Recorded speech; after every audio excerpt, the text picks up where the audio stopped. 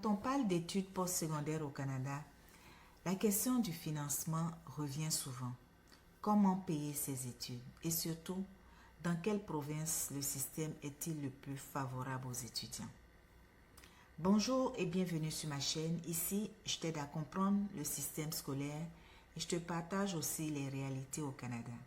Si cette approche te convient, n'hésite pas à t'abonner pour ne pas manquer les autres contenus.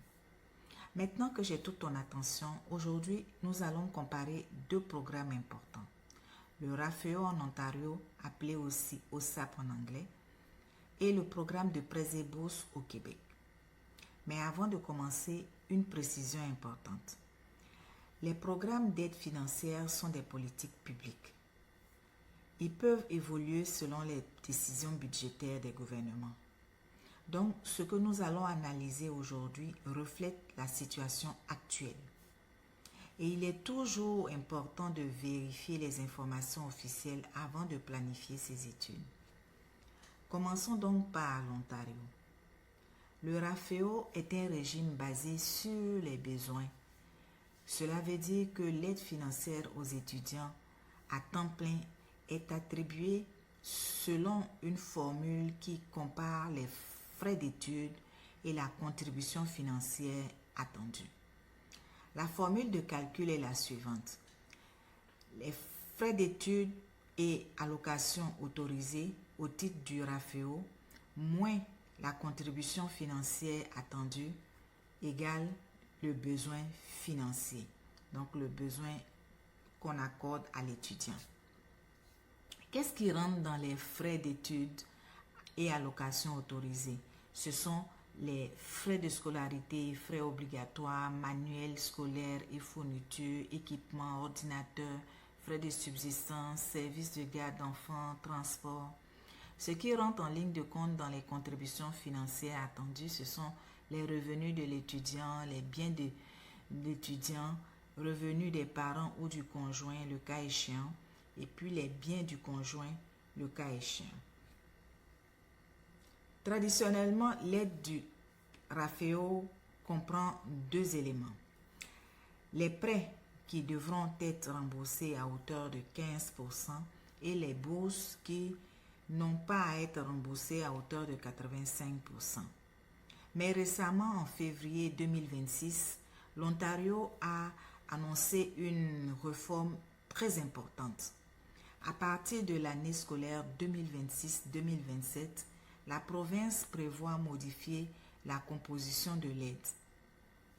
Les étudiants et étudiantes des collèges, universités et autres établissements publics et privés de l'Ontario recevront une plus grande partie de l'aide financière provinciale qui leur est accordée sous forme de prêt. Oui, je reprends, sous forme de prêt. De plus, les étudiants et étudiantes qui fréquentent les collèges d'enseignement professionnel en Ontario recevront leur aide financière provinciale entièrement sous forme de prêt. Donc, pas de bourse à ce niveau. Ainsi, un maximum de 25% du financement sera versé sous forme de bourse et le reste en prêt à rembourser. C'est pratiquement l'inverse du scénario. Autrement dit, l'aide pourrait devenir plus axée sur l'endettement. Ces changements ont suscité beaucoup de débats en Ontario, notamment sur la question de l'endettement des étudiants. Maintenant, regardons le côté du Québec. Le programme de prêts et bourses fonctionne selon une logique différente. Le calcul se base sur la situation personnelle, c'est-à-dire les revenus, les dépenses admissibles, la situation familiale, le niveau d'études, les revenus des parents ou de la personne répondante ou le revenu du conjoint-conjointe selon le cas. Le calcul permet de déterminer l'aide à laquelle vous avez droit Excusez. Donc, le calcul permet de déterminer l'aide à laquelle vous avez droit, ce qu'on appelle les besoins financiers. Si vos besoins financiers sont inférieurs au montant du prêt établi selon votre niveau d'études, l'aide que vous allez recevoir sera sous forme de prêt et puis sera versée seulement à chaque début de période. De l'autre côté, si vos besoins financiers sont supérieurs au montant du prêt établi selon votre niveau d'études, vous allez recevoir un prêt. En plus du prêt, vous allez recevoir une bourse qui est versée à tous les mois. Au Québec, l'aide est généralement versée d'abord sous forme de prêt pendant l'année. Mais après vérification des revenus auprès de Revenu Québec, une partie du prêt peut être convertie en bourse. La bourse vient alors réduire la dette de l'étudiant. Je donne un exemple.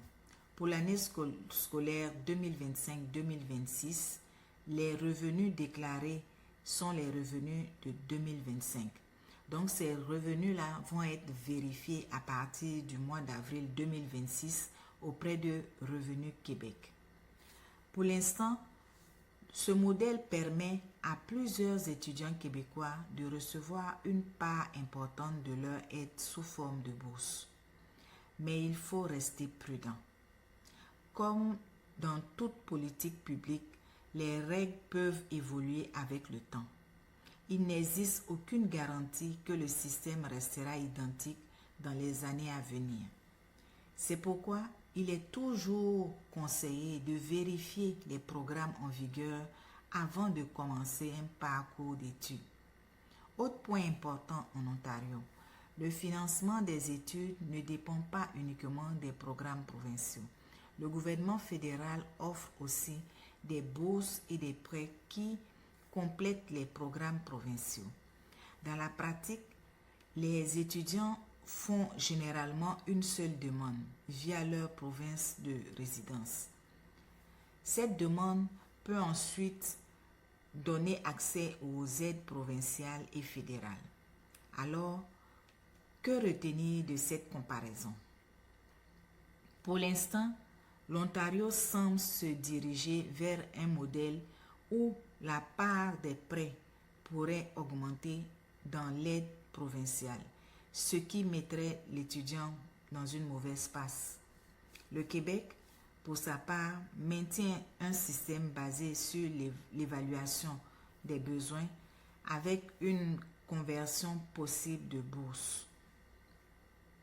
Mais dans les deux cas, le montant final dépendra toujours de la situation personnelle de l'étudiant, le revenu familial, le programme d'études et les dépenses reconnues.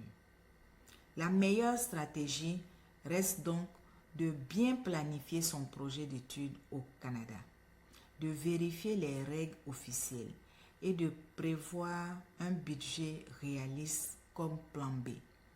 Parce qu'au final, choisir une province pour étudier ne dépend pas seulement des bourses, cela dépend aussi du coût de la vie, du marché du travail et du projet professionnel.